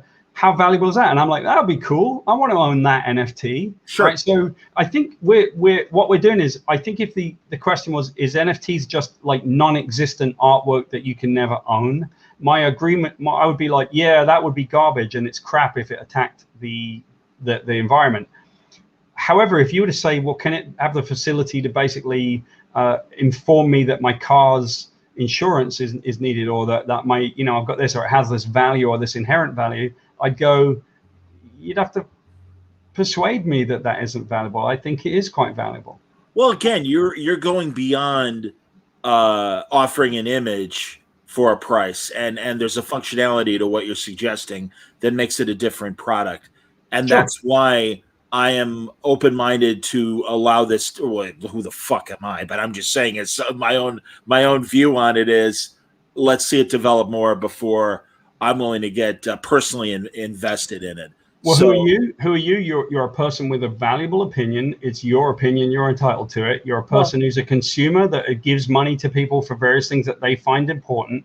You don't like cheese, John, but you like blue cheese. So you spend money on the blue cheese company and they're like, thanks very much. And the cheese company like, hey, John, you going to give us any money? No, not a chance, No. right? Yeah. You spend your money the way you want to. You buy the things that you want to.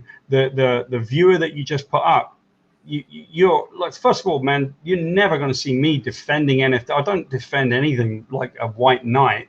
I think that NFTs are not going to be what you're seeing, which is you're only seeing that they are like a piece of artwork up on the blockchain, and that's not very valuable. Right. And again, this is the beginning. I have heard similar descriptions of what NFTs can do and be. Like I said, I'll reserve judgment, and I'm happy to hear a contrarian opinion, and that's fine, Paul. And you know that. I mean, that's cool. And again, you're being very polite. Some of the people in the chat aren't. And that's why sometimes I don't mind. I'd actually like to see the people that aren't being very polite, because I don't mind. I'm not very much of a defender of something. I don't. First, like I said, John, I don't really get mad. I don't mind. I'd love to actually see the chat because it sounds fascinating. Well, it's just. Here. I mean, it's door-to-door sales pitch. Sorry to be if I'm disrespectful. I didn't expect a rehearsed sales presentation on this when I got here. Again, I welcome. I have not closed the door on the discussion of NFTs, pro or con, and I am happy to hear out the people that know this and invest in it more than I have, either from an interest standpoint or truly as in a business way. Right. So I would suggest to the person that wrote that, who I know made the original comment, that look, man, like don't get frustrated, because I'm not like that. Doesn't, I guess, from my opinion, I don't feel like a door-to-door salesman, because I'm not really evangelizing. Like, I just agreed with you about some parts of that and didn't necessarily agree with it. Now you got to learn how to disagree, man. Like, to sort of quantify or qualify my thing as a door-to-door salesman pitch is to deny the fact that I might actually have some level of information at my fingertips and be relatively well informed and perhaps a little bit articulate about what I say, right? So that's not rehearsed, because I don't rehearse this. I don't speak about NFTs. I think you might be the very first NFT. There's been a couple actually, I think, that we've done. We did one with Mark Cuban, and we did one for the NFT Genius thing. I've done a couple of them, but I've just learned about NFTs, and I've learned about things they will be. Now, don't let your, like, to some extent, to that viewer, I would say that, don't let your biases attack reason, right? Like, I agree with you. So here's another comment, okay? The environmental damage from blockchain usage has been verified time and time again. Correct, right? So I'm not disagreeing with you. You're right. And Bitcoin and especially Ethereum have been nefarious, like perpetrators of this. But I've already said twice or three times, that Wax and especially Flow blockchain are not that way, right? Now, they raising questions without definitive answer. Challenge that is Tucker Carlson level hucksterism. If I come across as Tucker Carlson, I can't do, because that might be a preconceived notion more than it might be my behavior. Right? I'm simply talking about Some of the blockchains, I agree, like Bitcoin and Ethereum, so we've never done one on Ethereum or there's no Bitcoin purchase of our stuff, right? We work on Wax and we work on Flow. So go check them out. I don't know, like you don't have to buy our stuff because I'm not really shilling NFTs. It's just a fascinating conversation. And remember, we're not talking about artwork, right? Everyone seems to be talking about artwork only. We're not talking about that. We're talking about things that will basically kind of, what's the point of something? It would be great if it changed, if it was functional, if it helped people live, if there were opportunities within the NFTs. So here's an NFT potential opportunity for you, right? Ignore everything, especially to that particular viewer who seems upset with my ability to articulate, right? Ignore all of those things and maybe just take a look at something like this, right? Let's say that you like a movie, and that movie is Blade Runner, right? And I like it too, yeah? And so you're able to purchase that on the blockchain, on a blockchain, as a movie. And you're able to view it as many times as you want to. And when you're ready to sell it, you're able to easily transfer it to somebody else. And you may have got like the really cool version of it in terms of its collectability, because you've got like the director's cut and the one that was endorsed as a one-of-one by the director. And now you've got lots of value and stuff like that. But you can sell it on, right? That's an NFT. And it's the same as owning a disc. It's the same as owning like a Blu-ray disc, except it's just a piece of digital information. Now, if I may, I'm sorry, old school. I disagree with you. Raising vague questions to invoke doubt in the truth of something is very much like Tucker Carlson. I don't believe Paul is doing that.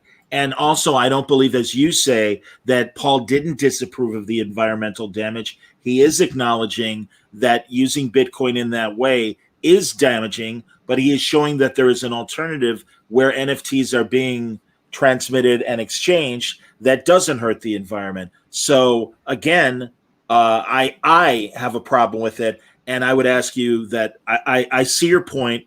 You obviously disagree with Paul. That's fine. I don't believe that he is acting in any sort of Tucker Carlson tactics, and I would just say, fine, you've made your point.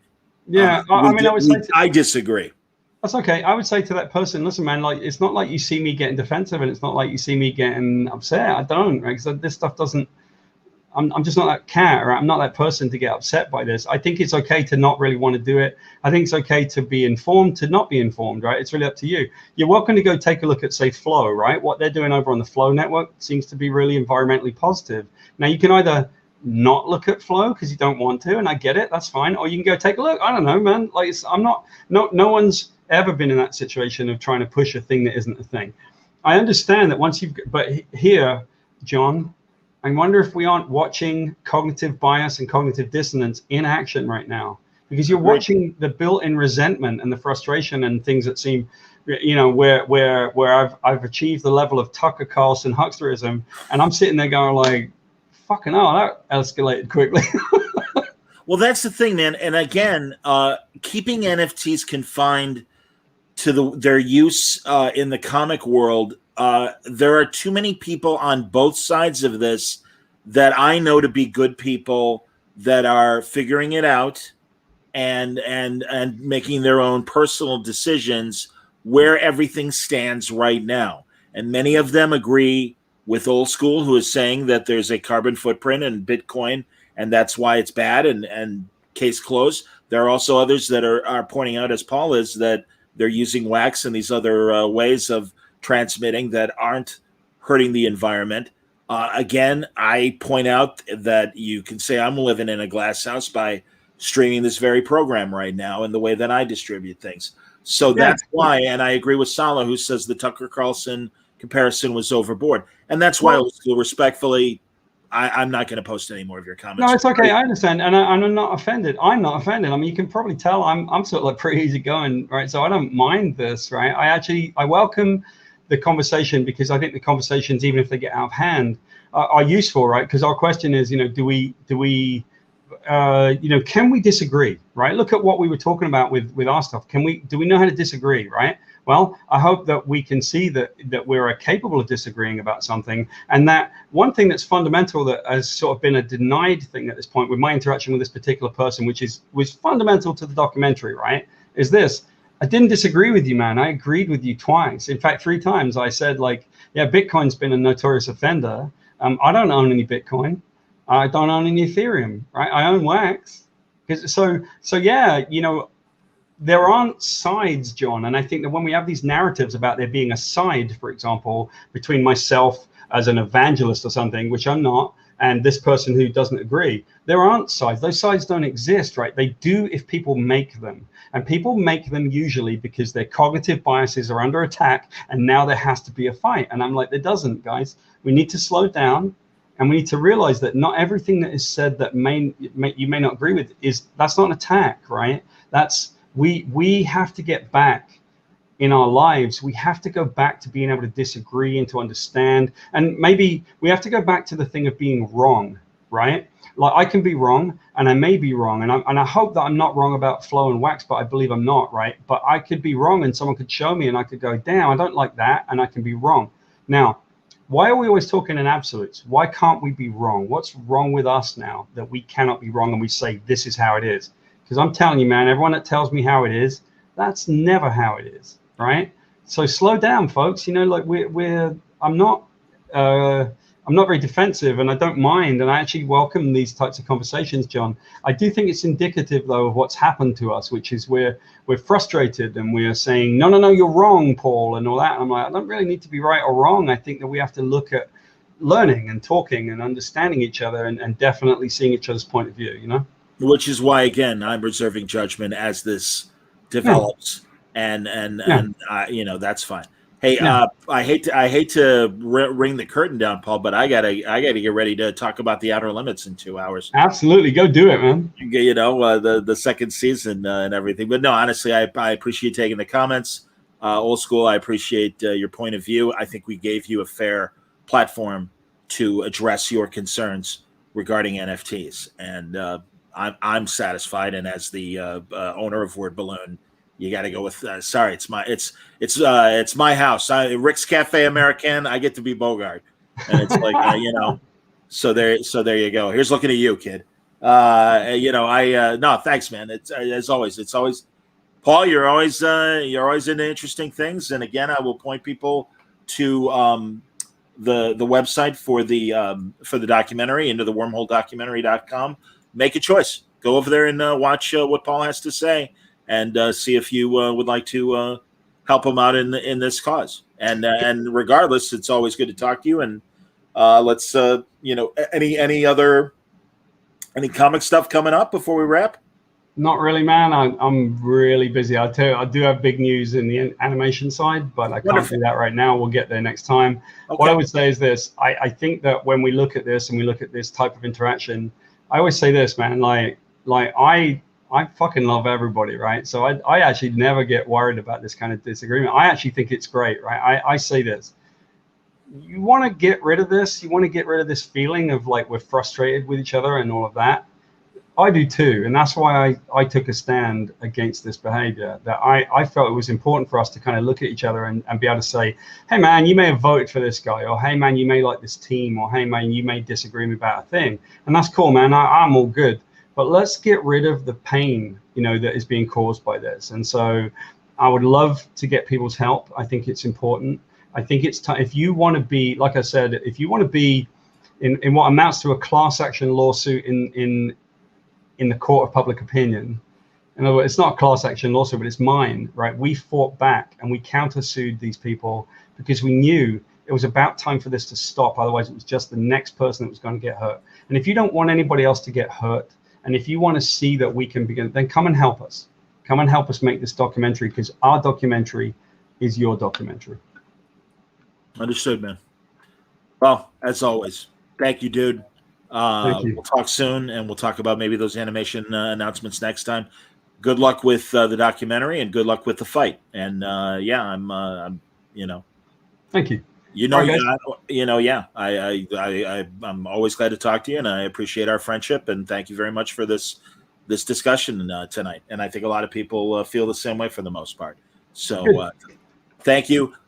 We will reconvene in 2 hours, everybody, here on Word Balloon to talk about the last 2 episodes of To the Outer Limits. I imagine we'll have a full house. I haven't really done a bed check to see beyond myself and Gabe Harvin, but I have a suspicion that Ian Brill and Bill Meyer and hopefully Andy Parks and Jeff Parker will join us as well. But we'll wrap that up. And then I'm going to probably take a break for most of the weekend as far as the video goes, because I'm going to be very busy doing some stuff here in the city. But next week, we'll have another full week of Word Balloon Live with hopefully as compelling of a conversation as we had tonight. So everybody stay safe, stay happy, and stay healthy.